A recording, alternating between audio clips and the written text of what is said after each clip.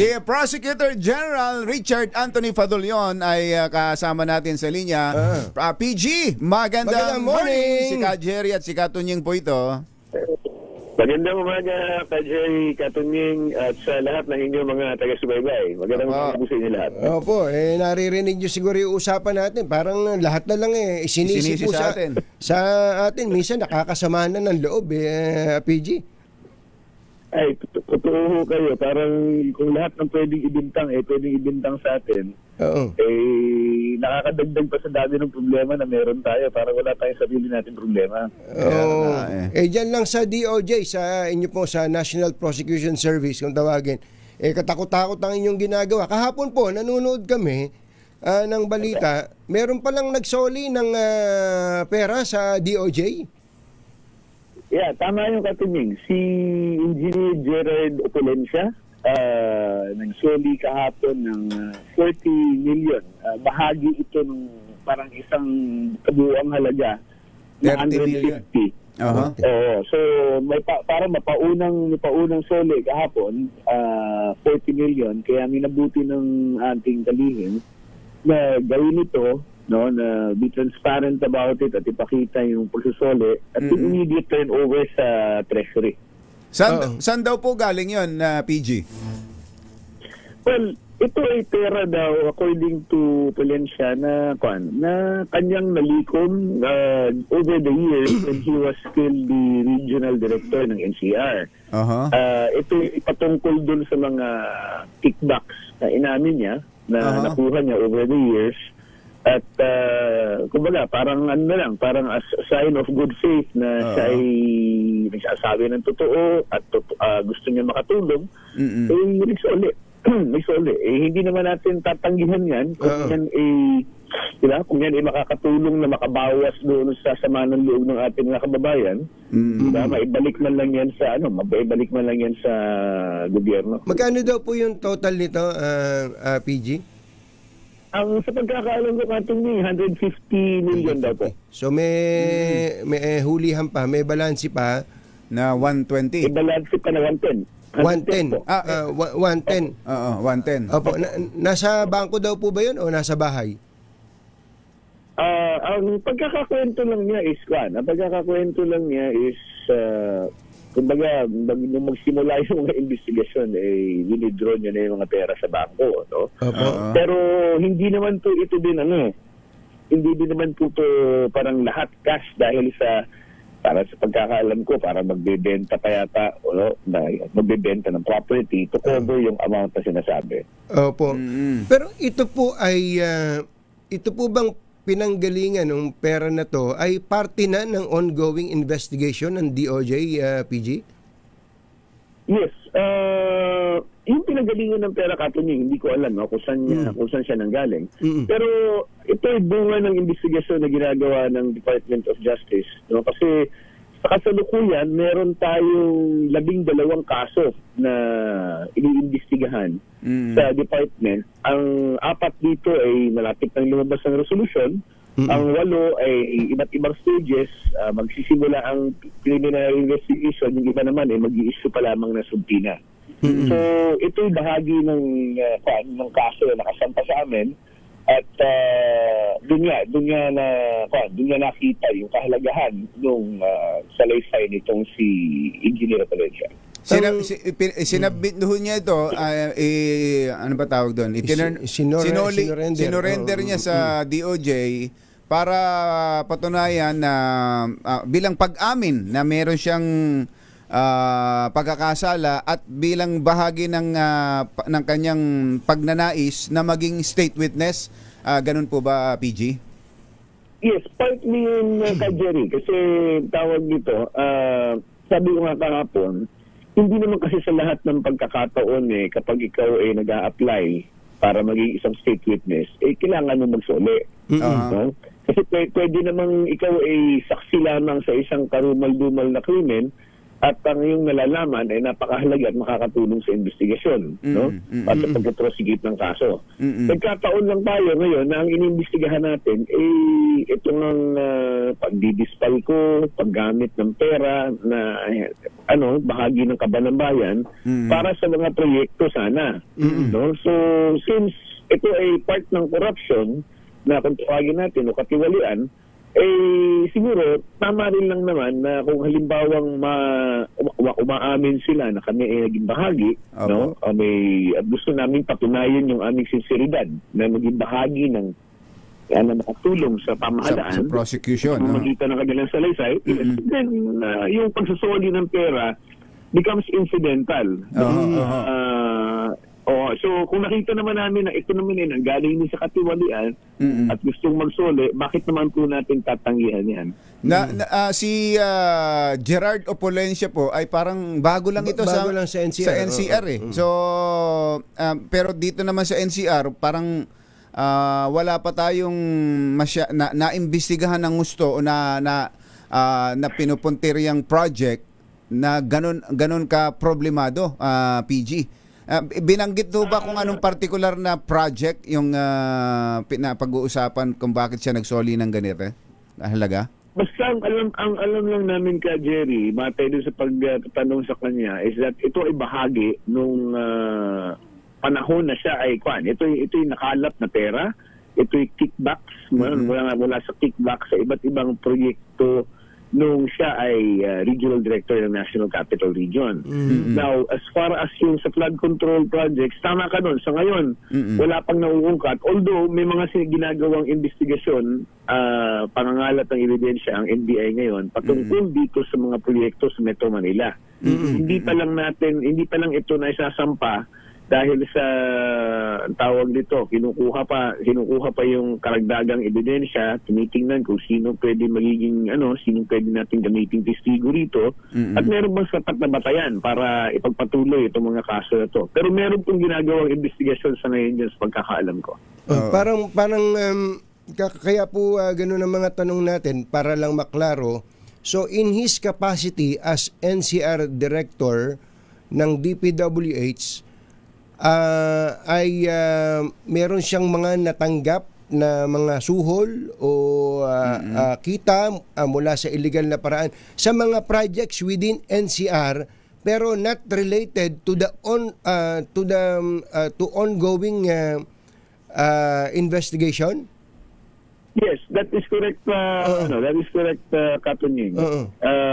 Wala siyang kaugnayan dito sa flood control, no? Pero dahil siyempre matatanong mo yan pagka kinakausap mo yung testigo. Yes. Kung matagal ka nang nasa DPWH, di ba? Isa sa mga itatanong mo, ikaw ba'y naging kabahagi ng kahit na anong katiwalian? So, kasi hindi mo naman paniniwalaan na ito bang katiwalian nagsimula lamang dahil sa projects. Hindi naman. Ito matagal lang nandiyan. At itong pag-amin, may natanggap na kickbacks, no? At maaari sa ibang bagay.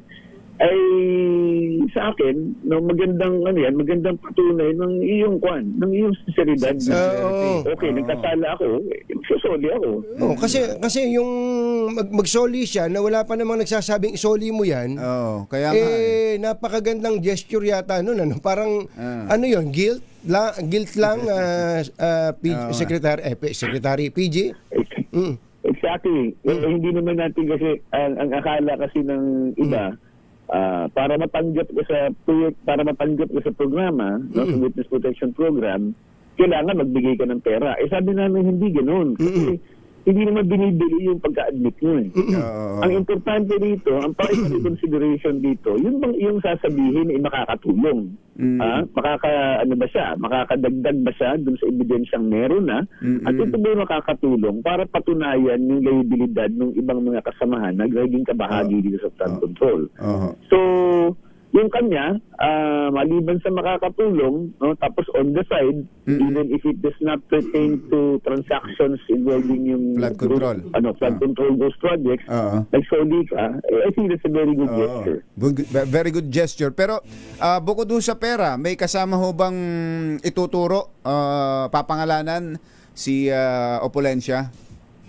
Well, hindi ko lang maibigay yung detalye kay Jerry dahil sa yun ay nakapaloob sa kanyang salaysay na I think submitted sa Witness Protection Program, and meron tayo kasing meron tayong tinatawag na confidentiality. Kailangan po yan, may written authority ng ating kalihim bago po tayo maglahad na kung ano nilalaman ito. So, yung pong kanyang tetestiguhan, na reason kung ba't siya nag-a-apply sa Witness Protection Program ay NCR cases po ba yan o elsewhere? I would suppose it's still part ng Bulacan. Yun lang alam ko, part pa rin ito ng sa Bulacan projects. So kahit na siya NCR, ang kanyang tetestiguhan ay Bulacan cases. It's possible na gano'n kasi may knowledge siya. At doon natin makikita later on kapag halimbawang inupo na to later as witness, no? Na kung ano ang kahalagahan ng kanyang salaysay. Pero ngayon po ba anong status? Has he already been accepted sa WPP? Yes po. Provisionally admitted yan na katuning. Itatanong ninyo, bakit provisional? Kasi una-una po, hindi naman tayo nagbibigay ng blanket authority o blanket immunity. Ibig sabihin po niyan, kung merong, ngayon, admitted ka. Admitted ka patungkol dito sa kung ano kung involvement mo. At yan ay nakapaloob dun sa kanyang tinatawag na Memorandum of Agreement with the Secretary of Justice. Pero kung later on may madiskubre na iba pang kaso na ikaw ay nakinasangkutan niya at ito'y hindi nakapaloob doon sa mga kasong nakalatag sa Memorandum of Agreement, ito hindi pa siya makasuhan. Hindi pa siya ibig sabihin ng nangangahulugan na ay libre na ako dahil witness. Wala pa such thing as walang ganun. So habang nasa ganyan sitwasyon siya, ano ba yun? Naka-detain ho ba siya o under nakakauwi Protection, siya o meron kayong security detail lang na ilalagay sa kanya? Well, sa ngayon, alam ko, hindi naman siya naka-detain. No? Pero again, yung arrangement nila with WPP is something which is confidential. Hindi namin alam kung paano ang magiging areglo nila. Dahil, again, confidentiality yan between WPP at the engineer of Valencia po. First time ito, no, PG? First time na may ngayon lang ulit tayo nakakita ng ganyang karaming pera sa lamesa. Nung unang makakita tayo, yun nga yung sa Bulacan, na yun yung kay Alcantara. Na kinukuha nila yun, perang kinuha nila. Ito, perang isinosoli sa gobyerno. Opo. Hindi, may nagsoli na rin yata. May nagsoli na iba pa, di ba?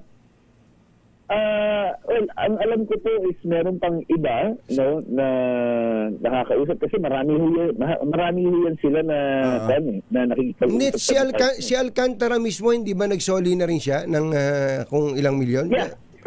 110 million. 110 million. Okay. Hindi, mabalik ako kay Opulencia. So hindi ba niya pwedeng i-bargain na nagsoli ako, tapos may sasabihin pa akong ibang marami, ito affidavit ko, pwede bang sa lahat na ng kaso ay absuelto na ako? Hindi ba pwedeng ganon? Wala bang nakalagay sa batas na ganon? Hindi pwede yun, Captain. Parang winner take all yan kapag gano'n. Napakaswerte naman nila pagka gano'n na mangyayari. Una-una, pag tinignan po kasi natin, Captain, on a practical note, no, marami hong proyekto.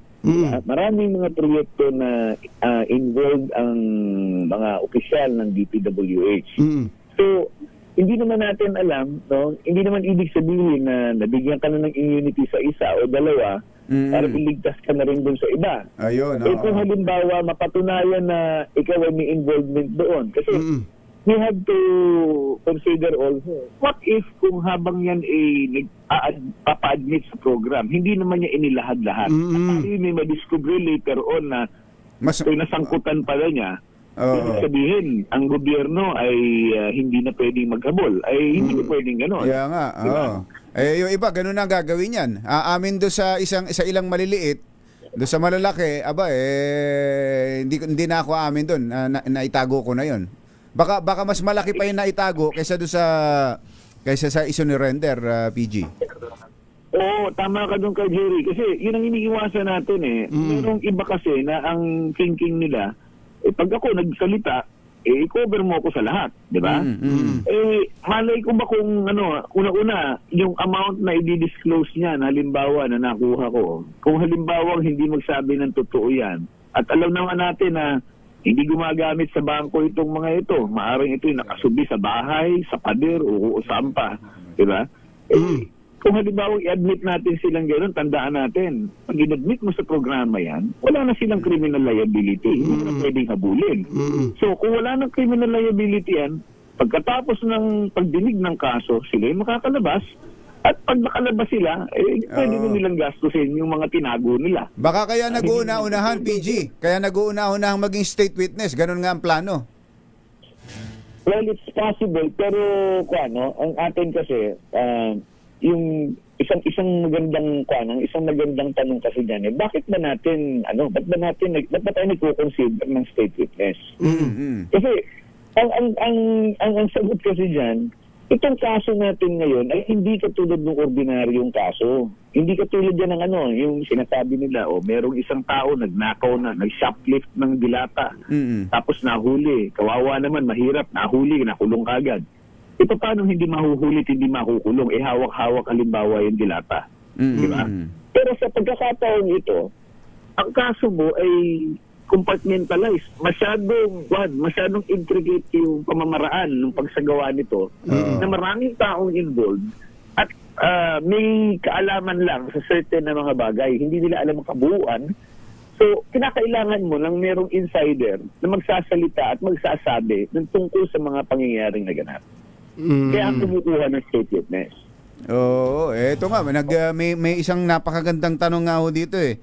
Mahina ba ang kaso kaya kailangan ng state witness? Well, sabihin natin hindi mahina, mahirap.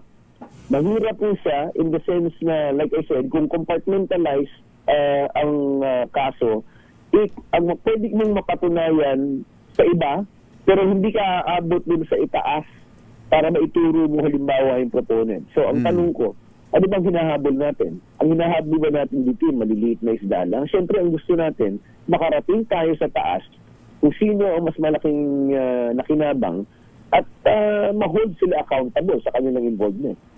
Kasi tinitingnan ko itong mga posisyon na tinanganan ni Director Opulencia PG, Siya pala ay dating district engineer sa North Manila District Engineering Office at naging assistant regional director ng DPWH NCR bago naging NCR director, Yun po yung mga pwestong tinanganan niya. Kaya kung siya po ititistigo sa mga kaso related to flood control projects in Bulacan, anong kanyang kapasidad as expert witness? O kasi hindi niya jurisdiction yun eh. Ay, hindi ho kailangan na kwan. Like I said, how I wish Katoning na ma-divulge ko sa inyo kung ano yung nilalaman ng kanyang salaysay para makita yung kahalagahan ng kanyang testimonya, Pero sa ngayon ho kasi hindi ko lang talaga maaring mailabas. Maaring may punto yung observation mo. Tag-NCR siya, bakit siya titistigo sa ibang bagay? Makikita po natin kasama po yan dun sa pagmamaraan ng pag-evaluate ng testigo at nakita namin na mahalaga siya at makakatulong siya even for projects not necessarily within the National Capital Region. Opo. Okay. PG, maraming salamat po. At ipakita nyo ulit yung mga susunod pang magsusurrender ng ganyan. Malakas ang dating nito, yung mayroong lamesa. May lamesa at may ganyang karaing pera. Opo. So ngayon po nasa opisina niyo pa yan yung pera o nasa treasury na? Ay, wala ho. Kung nandun sa opisina yung katunying, di malamang doon ako natulog at nagbantay. So, ang kanyan, ang pera ay agad-agad na i-turn over sa Bureau of Treasury, sa Land Bank. Kasi bibilangin pa yan at lahat-lahat. Pero makakaasa po kayo at makakaasa po ang publiko na sa mga darating pang panahon, kung meron pang magsosoli, meron pa tayong makukuha, yan po ay ilalahad natin. Ang hangad lang po namin is habang mas maaga at hindi pa nawawaldas itong mga pera na to, hindi pa na itatago, maigi nang maibalik ito sa kinauukulan. Nang sa ganun, magamit sa mga bagay na mas kailangan, no? Hindi lang pang casino o kung pang ano pa man. Okay. Maraming salamat. Thank you, sir. Thank you so much, PG Richard Anthony Padulyon. Sir Dong, thank you. Thank you, Katunying, kayo ka, Jerry, at maraming salamat sa inyo mga taga-subaybay. Magandang umaga po. Magandang umaga po.